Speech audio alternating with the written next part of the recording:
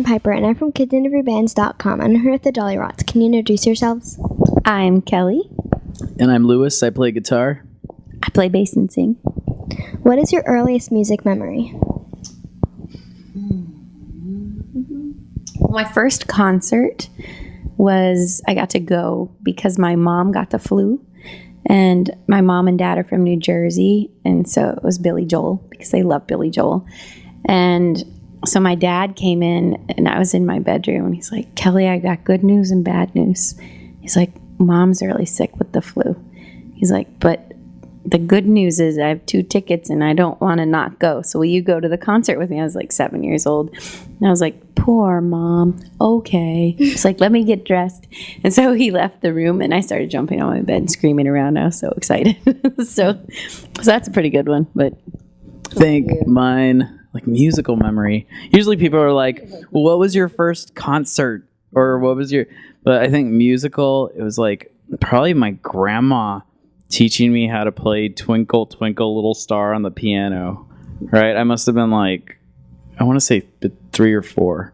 And I remember being in that room and there was like a Dallas Cowboys football game on the TV or whatever and whatever. Yeah. But those are all the notes you have to know. So that's what we base every Dollyrots song on. 5 chords. Do your kids have any toys that you wish you had when you were a kid? Oh man, Legos.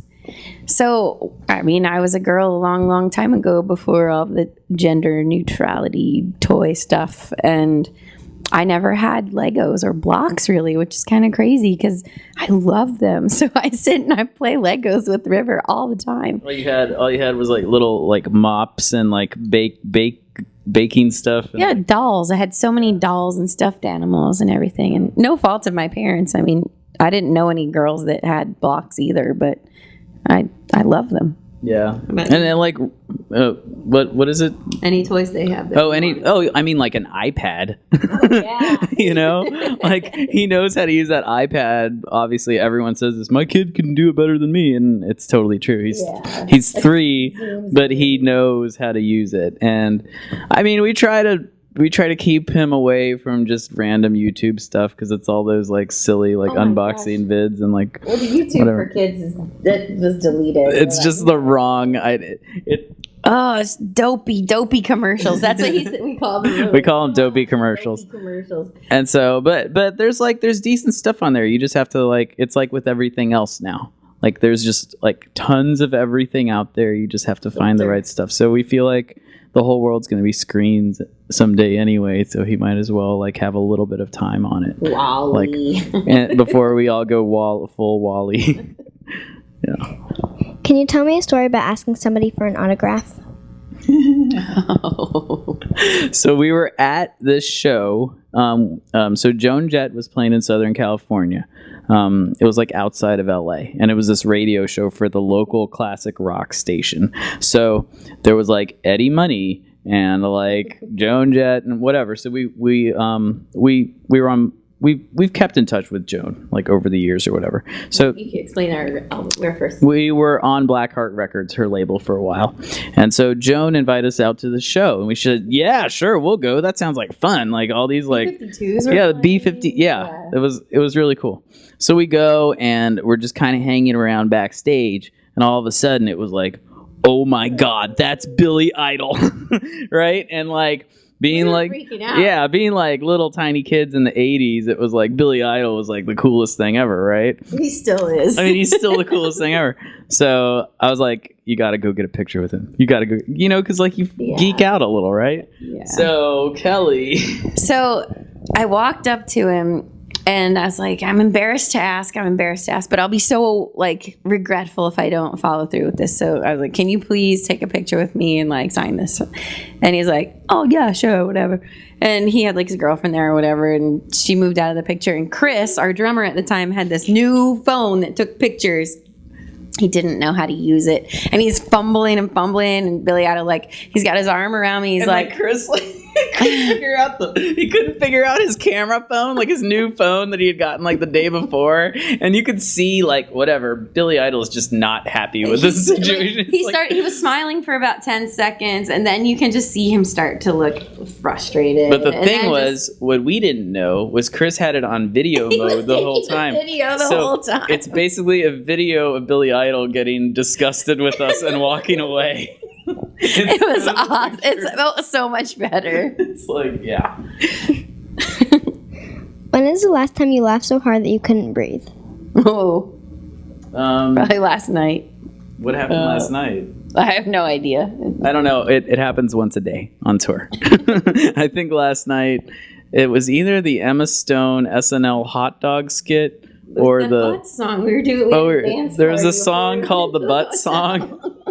I don't know. It was this like mainstream like FM radio like hip hop song from like the early 90s, and it's like "Doing in the butt" or something like that. It's like the weirdest. It's just a dance. It's a dance called the butt dance, and then the whole idea like the chicken dance, but it's the butt dance. And so for some reason we found it and we were playing it, and then we had a dance party. And River was dancing, everyone was dancing, and then we went to sleep. Mm-hmm. It was weird. That happened, the last time it happened to me on stage, though, was in Eugene, Oregon. And we had been it was a weird day. And everyone there kind of had like the goat beards. And so we had been joking about goat people, and I like made a mistake in a song, and then it was time for Brand New Key, which is a cover song that we play. And the intro is very quiet, and I have to take it down a notch and try and be serious for a minute, which is hard for me anyway. So I start to try and calm myself down, and I looked out and I was like, goats, they're all goats. And I just got so silly that like I started laughing, and I started laughing so hard I started crying, and I could not pull it together. And so Mel, she's on tour with us now. She's like our tour driver, Mel. She's been our drummer, and she's been our like merch. She's done everything for us. But she had to come on stage and sing for me because I could not pull it together. And then it happened another time during that set, and I couldn't pull it together. So you'll see Mel on the side of the stage tonight. Like her job is to make sure that our guitars are taken care of and whatever, and her other job is to come up and sing if she has a giggle fit. Like seriously, that's like her job. Oh boy! If Kelly starts laughing and can't stop, you have to sing. Yep. But she's got a pretty good voice. So. She has a great voice. So, do you have a favorite pair of socks? I do. Yeah, I don't right now. I have had favorites, but not those that brand. I really like that one brand. What are they called? Oh yeah, with the little medallion. What is it? Anyway, I found a pair I really like. The only problem is they're like pink, but I still wear them. I mean, it doesn't matter. But I always by default think like, oh, those are Kelly socks. Yeah, I wear them anyway.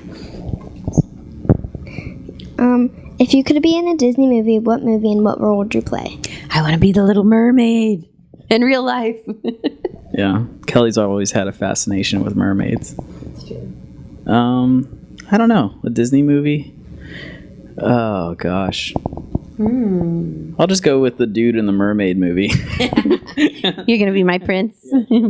I'll save you. No, I'll be the crab. Can I be the crab or the candlestick or whatever? One of those guys. Yeah. And finally, can you name all the Spice Girls? Scary, sporty, posh, baby.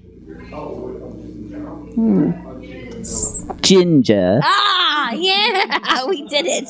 High five. Yeah. Go team. The two of us, we have all of the knowledge. I'm not sure if we should be proud of that. There's nothing wrong with knowing that. You know, Scary Spice is awesome. Theory that like the Spice Girls are like the 1990s equivalent of the Sex Pistols in a weird way. They are. You ever watch the Spice Girls movie and then watch the Great Rock and Roll Swindle, which is the Sex Pistols movie? It's almost the same movie. Might want to check that out. Yeah. Sex Pistols were a boy band. Like a manufactured boy band. Yeah. Okay. Okay, thank you. Thank you, Piper.